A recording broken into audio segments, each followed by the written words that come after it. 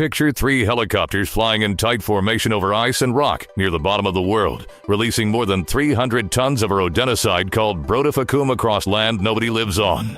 Nauer caused this. No accident caused it, either. This was one of Britain's most ambitious wildlife rescues in the last 100 years, and almost nobody outside conservation science has ever heard the full story of what happened on South Georgia Island, a sub-Antarctic outpost roughly 1,300 kilometers from the nearest inhabited coastline, the Falkland Islands. By the time this operation began, the birds that had lived here for millions of years had already lost almost everything they had. Not most of their population, almost all of it. The real number is coming, and it's worse than almost anyone assumes. But first, you need to understand exactly what these animals were up against, because the villain in this story didn't arrive with teeth, or claws, or malice. It arrived by ship, uninvited, more than 2 centuries ago. Project director Tony Martin didn't soften it when he finally spoke to National Geographic. He put the island's seabird losses at more than 99% of what it once had. Less than 1% of the original population was still alive. Let that sit. This wasn't a struggling ecosystem. This was a graveyard with feathers still clinging to the edges of it. And here's where the story gets strange. Nothing about these birds should have made them this vulnerable. For millions of years, South Georgia had 0 native land mammals, no foxes, no cats, no snakes, nothing that hunted from the ground. Species like the South Georgia Pipit, the only songbird found anywhere in Antarctica or the sub-Antarctic, nested directly out in the open, because for their entire evolutionary history, absolutely nothing had ever come looking for them at night. Then the ships arrived. Sealing crews chasing Captain Cook's glowing 1775 reports of endless fur seal colonies most likely brought the first rats ashore sometime in the late 1700s as unwanted stowaways in cargo holds. Nobody on board had any reason to care. Generation after generation, absolutely nothing stopped them. 2 centuries, 0 natural predators. Rats eventually infested roughly 66% of the island's coastline and 3/4 of every vegetated inch of it, turning nearly the entire ice-free portion of the island into one uninterrupted hunting ground. By the time anyone seriously tried to intervene, only 2 slivers of the entire island were still safe for ground-nesting birds. 2 small offshore refuges called Pristine Island and Bird Island. Everywhere else had already been lost. For decades, the accepted wisdom inside conservation science was straightforward, and eradication at this scale simply wasn't realistic. Removing every single rat from an ecosystem is famously all or nothing. Even one surviving breeding pair can undo years of work, and the largest successful rat eradication ever completed anywhere on Earth, on Australia's Macquarie Island, had cleared just 12,780 hectares. South Georgia would need more than 8 times that. Every serious estimate said the same thing. You'd need a government-scale operation. A custom-engineered, weatherproof poison bait, developed specifically for a project like this with Bell Laboratories in Wisconsin. Potent enough to survive days of sub-Antarctic rain without dissolving. Years of dedicated funding. A logistics chain capable of running helicopters across one of the roughest stretches of ocean on the planet, in a place with no roads, no airstrip, and no permanent population. South Georgia Heritage Trust had none of that. It was 3 staff members, based in Dundee, Scotland, running on a total project budget of around £10 million, more than 90% of it from private donors and foundations, not government money. By every reasonable measure, this project should not have been possible. Full stop. The question nobody was asking out loud yet was simple. What if you didn't need a government to pull this off at all? In 2009, South Georgia Heritage Trust appointed Professor Tony Martin of the University of Dundee as project director. Not a rat specialist, not someone with a career built around invasive species removal. By his own account, when the job began, he and his tiny team knew almost nothing about eradicating rodents from an island this size, because nobody on Earth had ever needed to know. Nobody had attempted anything at this scale before. This is where Tony Martin and a 3-person Scottish charity did something that changed everything. Instead of treating the absence of a playbook as a reason to walk away, they treated it as the actual assignment. Martin went looking for the small handful of people alive who had ever cleared rats from any island at all. Pilots like Peter Garden, who had already flown the same style of GP's guided bait drop operation across both New Zealand's Campbell Island and Alaska's Rat Island, plus engineers and logistics specialists who had never worked anywhere this remote, and pulled them into one bluntly self-aware team. They called themselves Team Rat. Not because it sounded impressive, because it was accurate. To fund the unglamorous costs, no press release ever mentions fuel, insurance, spare helicopter parts. The charity ran a scheme called Sponsor a Hectare, essentially the entire budget divided by every hectare of the island, at about $90 apiece, and sold rat-shaped cookies aboard expedition cruise ships headed toward Antarctica. But here's what nobody tells you.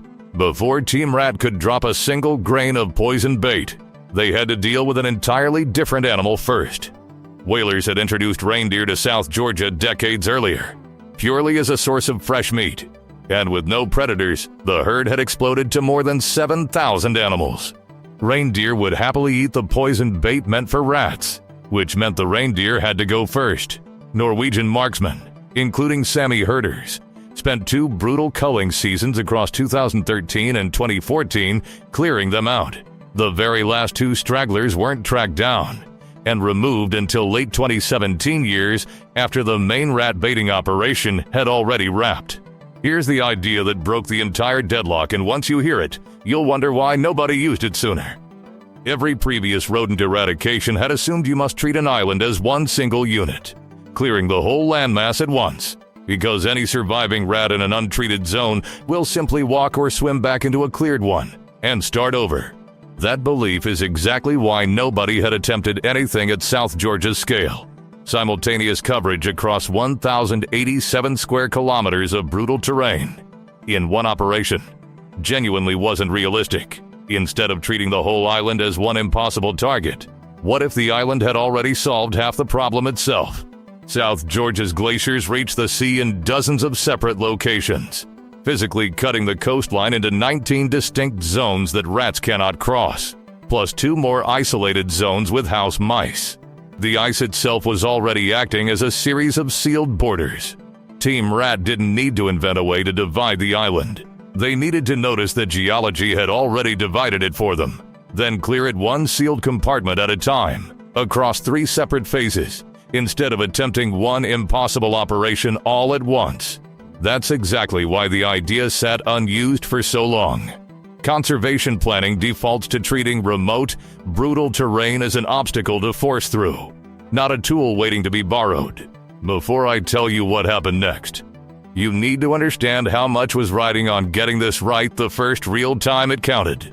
Mid-project, a storm rolled through one of the exposed staging areas and tore the rotor blades clean off a parked helicopter overnight. The same wind half buried a second aircraft in gravel, according to the project's own steering committee chair. In that moment, he assumed an entire year of funding, logistics, and work on a project already once written off as impossible was simply over.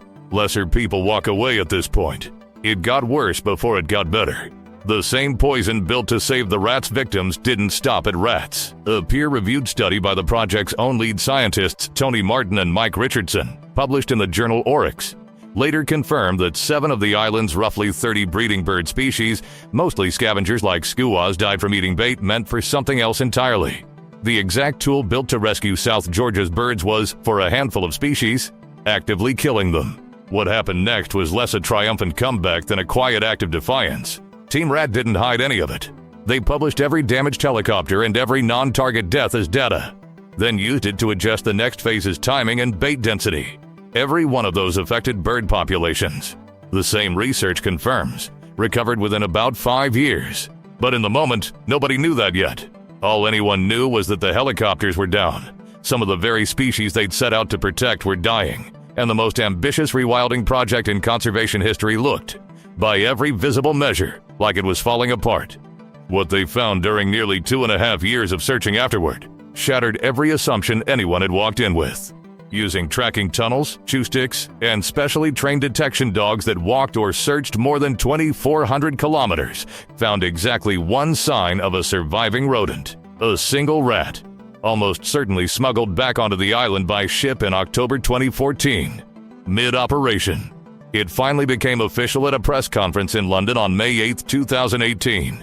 South Georgia Heritage Trust declared the island completely free of rodents. The proof came fast, and from an unlikely place, paperwork. Back in May 2013, while baiting was still underway, researchers found the first South Georgia Pipit nest inside an already cleared zone 5 chicks, from a species that had spent 2 centuries confined to a couple of offshore rocks. By 2021, just 3 years after the rodent-free declaration, BirdLife International formally reclassified the pipit status, moving it from near threatened to least concern. A government-recognized species status, upgraded, inside 3 years. In conservation science, that kind of speed is almost unheard of. Here's the part the tidy version of this story leaves out. It isn't finished. 2 of the glacier barriers that made the entire zone-by-zone strategy possible have already vanished since 2018, melting faster than anyone modeled. Avian flu has since reached the island's king penguins, Gen 2 penguins, and wandering albatross. Macaroni penguins are down roughly half over the last 25 years, for reasons that have nothing to do with rats at all. The same rock that saw 175,250 whales and as many as 1.2 million fur seals slaughtered in one era of human ambition became, a few decades later, the site of the single largest rodent eradication any government, charity, or research team has ever completed. Same island, same species doing the deciding. Opposite instinct. Nobody assigned South Georgia Heritage Trust this mission. No government summoned them. 3 people in Dundee decided a dying island was worth saving, found the one natural advantage everyone else had missed, and refused to treat failure a wrecked helicopter, a smuggled rat, a handful of dead birds as a reason to stop. So here's the actual question underneath this whole story. What's the one thing in your own life you've already decided is too big, too far gone, or too impossible for someone like you to fix? Somewhere out there right now, there's a glacier nobody's noticed yet.